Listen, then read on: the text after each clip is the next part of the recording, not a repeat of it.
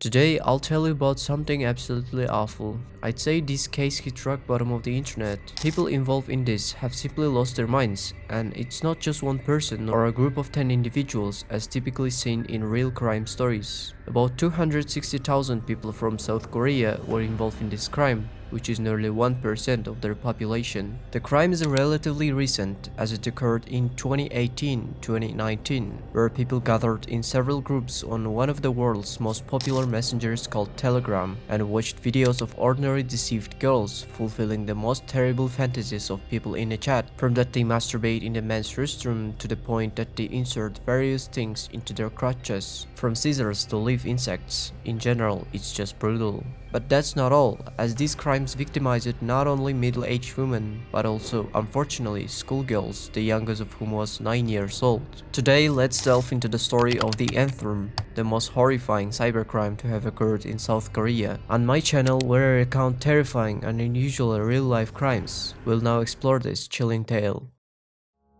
Messengers are becoming increasingly popular worldwide due to their convenience, but not all people in Western countries are aware of a social network called Telegram. This messenger, in its essence, is unremarkable, allowing people to communicate, create chat groups, and channels where individuals gather to view publications by the channel creator. But the main difference of this messenger from others is that there's no censorship of prohibited content here, unlike on platforms like YouTube and Instagram, and people can upload anything without fearing their account being blocked or even facing criminal charges. Yes, Telegram is popular in many countries, openly accessible on all platforms, which doesn't resemble an underground messenger. But what people post here still astounds you. In countries where people use Telegram, individuals use this social network to sell prohibited substances, weapons, hire hitmen, and lure others into illegal activities such as being couriers for prohibited substances, chemists for manufacturing these substances, and so on. But what's worse is that on this social network, you can find videos where people are killed on camera in a special harsh way or violence without any censorship.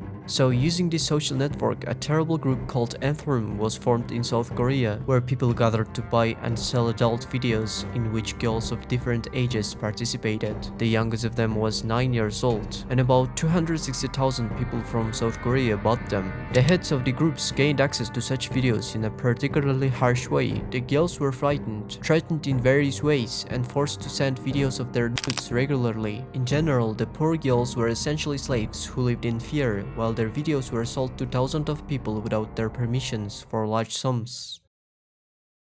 In essence, the Nth Room can be described as secret chats on Telegram. There are a total of 9 of them, each assigned its own ordinal number, hence of the name Nth Room, where N represents a number from 1 to 8. Sadistic pornographic materials are uploaded there. The rooms were obviously behind a paywall. To gain access to a chat, individuals had to pay specific amounts for a particular room. The rooms varied in levels of perversion, ranging from cheap to expensive, with the most expensive one costing around $1,200 USD, and the cheaper ones around $300 to $400 per person. Of course, people weren't foolish enough to pay in dollars or even Korean won, because that would easily lead to being caught for purchasing explicit videos involving children, or the organizers could be found due to suspiciously large transactions in a short period.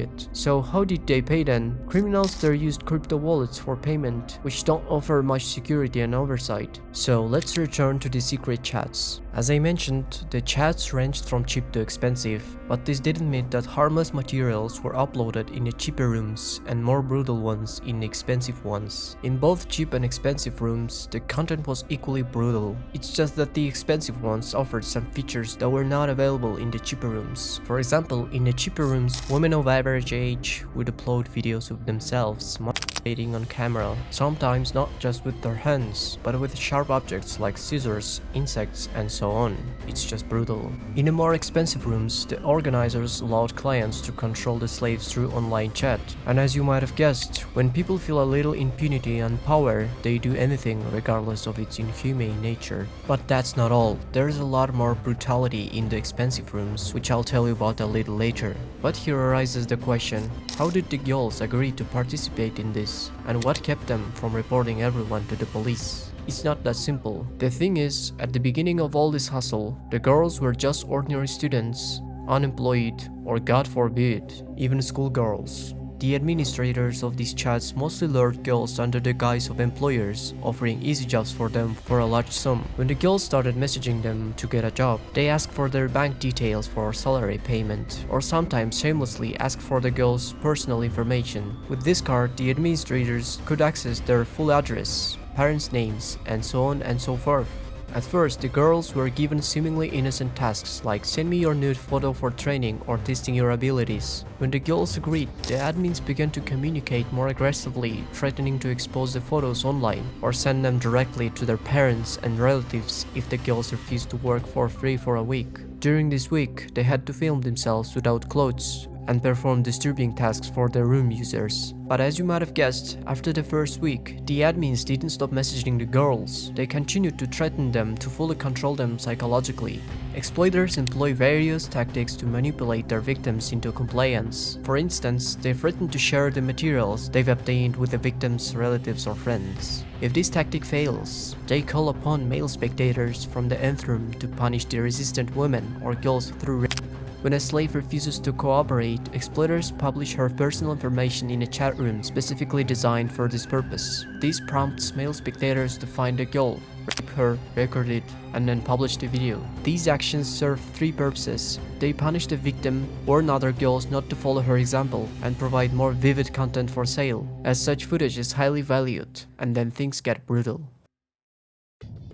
In 2020, the entire Korean internet began to shout for the relevant authorities to take up this matter. Petitions received up to 200,000 signatures. This matter required urgent action. Online enslaved women and young girls, the youngest of whom was found to be only 9 years old, were forced to perform sexual and also unusually cruel acts, and recorded everything on video for the sexual gratification of viewers, including cutting off a nipple, making love with the younger brother, carving different words or the name of the pimp on the skin, inserting scissors into the vagina, eating feces, and even, as I said earlier, raped by designated people. At least one of the victims committed suicide. But who is behind all of this? Who managed to gather so many people for trafficking and created a huge audience of buyers, enslaved girls, and organizers? You won't believe it, but in 2018, a Telegram user named GodGod created several groups on Telegram called Room N, where he began to upload videos of the prohibited genre. Initially, no one knew about them, so the channels couldn't grow for anything, as Telegram doesn't have algorithms like other social networks. Therefore, to attract people, either use advertising on other social networks or by advertising like GodGod did. These channels were promoted by a user named Watchman, who published information about the channels in another Telegram group called Gotham Room. After that, the groups began to gain momentum. The number of men viewing their content exceeded 10,000 daily. At first, GodGod also searched for victims on the internet, but focused on girls who uploaded nudes or porn videos. He would then message them, claiming that certain malicious individuals had begun spreading these materials. As evidence, the criminal would attach a link to a fake page on Twitter, where the victims would log in and essentially provide GodGod with their password and username. Blackmail would then commence. Anyway, GodGod quickly abandoned this scheme and handed over the room to another user, Kelly, which resulted in many operators and consequently rooms and potential buyers that lured into the room through advertising. The rooms varied in price and depravity, totaling 8. The cheapest ones cost around $300-400 USD, where operators uploaded videos of slaves engaging in masturbation with various objects, licking the floor of a men's restroom, consuming feces, and so on. In the mid-range rooms, the videos were even more extreme, and live broadcasts with slaves were conducted, where they performed all the cruelties that people wrote about in special chats. I won't go into detail about that because YouTube rules don't allow it. As for the most expensive rooms, they contained inexplicable content ranging from actual crimes, like rape to hidden cameras in the homes of famous Korean celebrities. Speaking of which, among those who entered these chats were the singer Yeon Bomi and actress Shin Si-kyung. That's all that was known, and it's unclear which other celebrities were affected. In 2019, members of South Korean male forums were aware of the Nth Room chats and knew what was happening there, but instead of reporting it to the police, they begged for the link, which would allow them to access such a chat themselves. The only person who reported this was Kim Ji-soo. However, after contacting the authorities in February 2019, the police showed no interest in investigating the matter. Seeing that no one was being held accountable, Kim Ji-soo soon became the leader of one of the Nth Room chats himself. Another indication that the South Korean authorities did not take this crime seriously came When one of the victims reported these chats to the police refused to take any action as she herself had recorded videos which couldn't be considered a crime. In 2020, activists from the South Korean women's rights movement tried to raise awareness of this issue abroad through a petition on change.org. Unfortunately, just like in Korea itself, international media seemed to largely ignore the issue. But in September 2018, a staff member of Pacha Without Borders installed hidden cameras in the rooms of Yoon Bomi and Shin Se-kyung when they were filming an entertainment show abroad. Shin Se-kyung found the hidden camera and reported it to the authorities, and the staff member was sentenced to 1.5 years in prison and 3 years probation.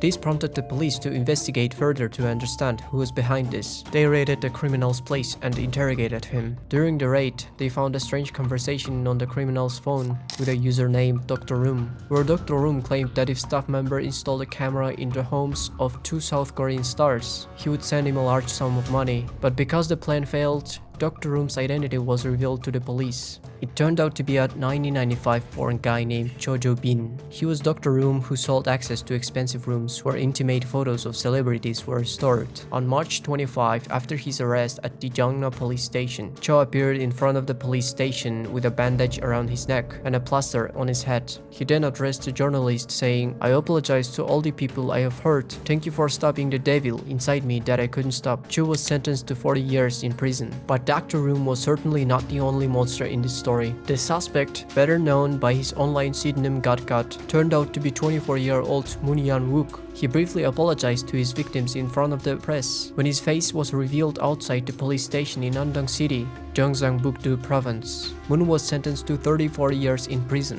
There was also a user with the nickname Watchman, who is known as the instigator and the person who made Nth Room popular. He was arrested and revealed to be Chung, a 38-year-old company employee who had previously received a suspended sentence for distributing pornography. Chung was charged with suspicion of managing an internet site with illegal recordings and sentenced to 3 years and 6 months in prison. Additionally, Korean forums reported on the identities of 10,000 chat members, including professors, high-ranking police officers, celebrities, sports stars, and the startup CEO, among others. The police reported that 80% of Nth Room users were underage.